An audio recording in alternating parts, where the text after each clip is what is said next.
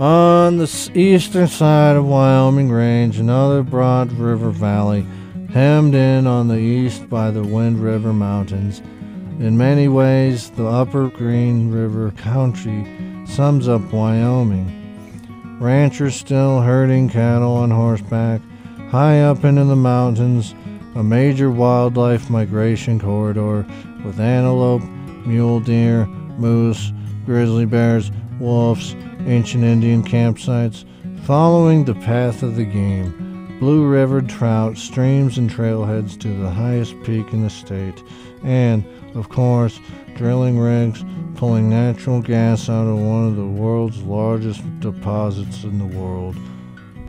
On the east side, the Wind River Mountains are more abrupt, dramatic, and the ancient granite rocks are pushed up by the thrust of tectonic plates. And as we move north, all of these mountain ranges, the Wyoming, the Wind River, the Gros Verte, the Absarokas, the Beartooth, come together like spider legs to the Yellowstone Plateau.